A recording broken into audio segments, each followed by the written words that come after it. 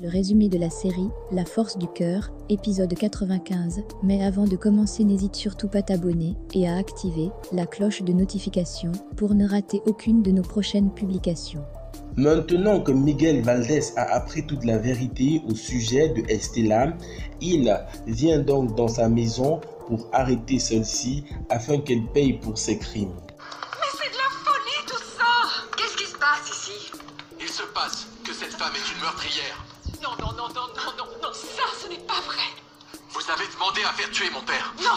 Alors ça, non, ce n'est pas vrai! Oh, je voudrais bien voir comment est-ce que tu vas le prouver. Non, je ne peux pas le prouver.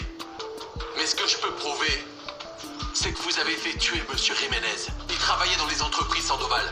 Il savait parfaitement que c'était vous qui aviez livré mon père au ravisseur. Nous voulons que ce soit le garde du corps qui nous apporte l'argent. Celui qui a tué deux de nos hommes. C'est notre unique condition. Madame, s'il vous plaît, accompagnez-moi. Vous allez devoir tout me raconter au commissariat. Toi, restez là. Je n'arrive pas à le croire. Il est d'ailleurs grand temps que chacun de vous paye pour ses crimes. Elle est partie. Je ne vais pas aller en prison. Ne complique pas la chose, Estela, rends-toi. Et c'est là où tu ouvres cette porte ou nous la défonçons. Non, je ne vais pas tomber toute seule. Si moi je tombe, tout le monde tombe. Je vais tout raconter. Je vais tout raconter, oui, tout. Je ne vais pas aller en prison. Non.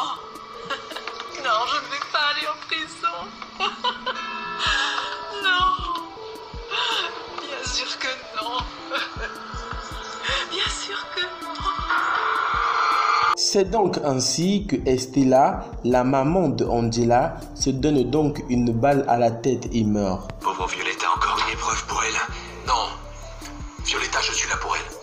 Moi aussi. Je ne vais pas laisser cette petite sans rien.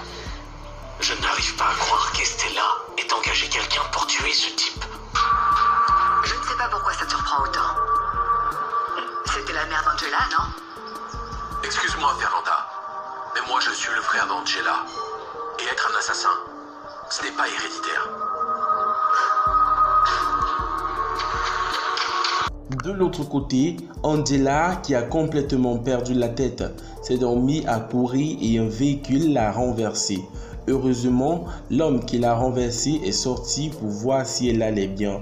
Lorsque celui-ci veut l'emmener à l'hôpital, la maman de Willy refuse. Elle demande donc à ce dernier de l'emmener dans sa maison afin qu'elle puisse la soigner. J'insiste encore, nous devrions appeler un médecin. Non. Ah, crois-moi, ce n'est pas nécessaire. Ne t'en fais pas, nous n'allons pas te créer plus de problèmes, je peux te le jurer, c'est sûr. Je soigne Milagros et nous partons. Tiens bon, chérie, tiens bon, oui. Tiens bon. Ce prénom te va à la perfection, tu aurais pu y passer. Tu peux faire ce que tu as à faire. Ne te complique pas la vie à cause de nous. Oui, bien sûr. Tiens bon, ma chérie, tiens bon.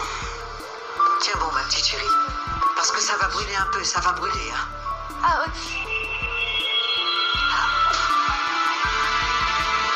Toujours dans la maison de Bernardo del Castillo, après que Miguel et Juan Marco soient partis, Fernanda propose à son père de tuer Miguel Valdés. On doit en finir avec ce Miguel.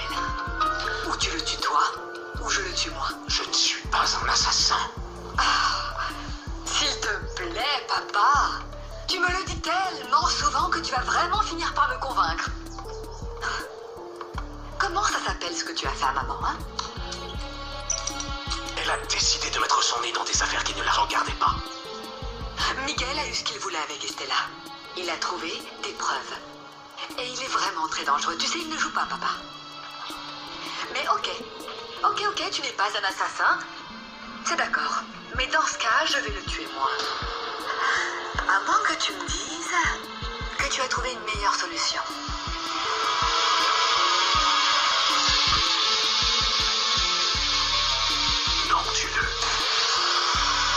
Dans l'appartement de Willy et de Samantha, ceux-ci sont tous les deux lorsque Miguel appelle Samantha pour l'informer que la maman de Angela s'est tuée dans le bureau de Bernardo del Castillo. T'es sous le choc après ce que m'a raconté Miguel. C'est terrible. C'est terrible, je n'arrive pas à imaginer Estella morte dans le bureau de papa. Cette femme me détestait. Elle a été capable d'engager un tueur à gages pour tuer un employé de la compagnie aérienne. Samy, viens là. Pardon. Nicolas? Willy. Je voulais te présenter mes excuses parce que l'autre jour, je n'ai pas cru que tu étais malade. Pardonne-moi. Merci. De l'autre côté, Angela est en train de causer avec l'homme qui l'a fauché sur la route. Elle dit donc à celui-ci qu'elle a un numéro dans sa tête qu'elle aimerait bien appeler et celui-ci la prête donc main forte. J'ai un numéro de téléphone en tête qui revient. Et rien que ça, eh bien ça me rend dingue. Un numéro? Ah ben oui. Un numéro de téléphone. Tu veux l'appeler? Ah oui. Papa, il va falloir donner un coup de main à Violetta. Parce qu'elle est tellement seule, la pauvre petite. Déjà qu'Angela lui manque énormément. Un peu comme à toi.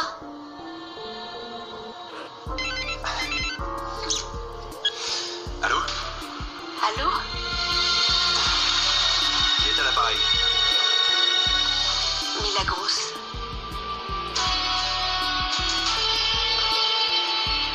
Milagros? Inconnu. Alors? On ne m'a pas reconnu. Je ne sais pas qui j'ai appelé.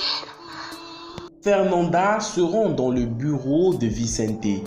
Elle essaye de convaincre celui-ci de tuer Miguel Valdez, car désormais il est devenu trop dangereux pour eux. Il faut que ça passe pour un accident. Je te rappelle que la meurtrière c'est Angela, alors désormais on ne peut plus se permettre des morts violentes. Oui, ça je sais. Je suis pas bête. Je ne comprends pas pourquoi tu n'as pas engagé quelqu'un. Parce que je n'ai plus personne de confiance. Et ça m'inquiète. Ce qui devrait plutôt t'inquiéter, Vicente, c'est cet homme qui est encore en vie et qui continue à nous déranger. Décidé? Ah mais tais-toi s'il te plaît. Tu n'es pas un assassin, Vicente. Tu n'as pas de sang-froid, tu n'as jamais tué personne en l'ayant programmé à l'avance. Tu n'as juste pas pu te contrôler, mais ça c'est tout à fait différent, tu sais. Fernanda, tu veux me rendre un service? Pourquoi tu ne pars pas et tu ne me laisses pas faire le travail tout seul? Vite bien de sa vie. Tant qu'il en a une. Ça veut dire que tu vas le faire. Eh bien oui. Il ne passera pas la nuit. Adieu, Miguel. Dans la maison de Marcos, celui-ci n'est pas tranquille depuis qu'il a entendu une voix qui ressemblait à celle de Angela au téléphone. Je ne vais pas très bien depuis que j'ai entendu cette voix. Elle ressemblait à celle d'Angela, mais je sais que c'est impossible. Elle t'a dit qu'elle s'appelait Milagros? Oui. Je ne connais personne de ce nom. Et en plus, elle a raccroché. Bon, il faudrait que je vous parle. Je ne veux pas amener d'ennui au patron qui gère un problème avec son fils et c'est pour ça que je dois partir. Partir où ça? On m'a demandé expressément de retourner travailler avec Luciana. Je te demande s'il te plaît de te trouver un autre garde du corps. J'ai pensé à Miguel. D'accord, ça me semble bien. Ah, ça te paraît bien? Eh bien moi non. Attends Pablo, c'est sérieux? Tu préfères la protéger elle que moi? Comment tu peux me faire ça? T'es un traître, Pablo. Pablo, on m'a appelé d'un portable avec un numéro inconnu. Est-ce qu'on peut localiser l'appel? Tu pourrais m'aider? Oui, on peut essayer. De l'autre côté, dans l'endroit où Angela et la maman de Willy ont trouvé refuge. Ceux-ci se sont lavés et sont désormais prêts. L'homme qui vit donc là avoue à la maman de Willy que Angela a appelé quelqu'un, mais cette personne ne l'a pas reconnu. Elle est mignonne. Milagros s'est rappelé d'un numéro. Oui. Je lui ai prêté mon portable, elle a appelé. Mais il semble qu'à l'autre bout du fil, on ne l'a pas reconnu.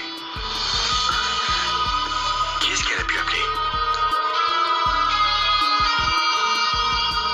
Milagros est mariée, divorcée. Elle a des gosses. Elle est toute seule. Elle n'a que moi, c'est tout. Voilà les amis, c'était donc tout pour cet épisode de La Force du Cœur. N'hésitez surtout pas à vous abonner et à activer la cloche de notification pour ne rater aucune de nos prochaines publications.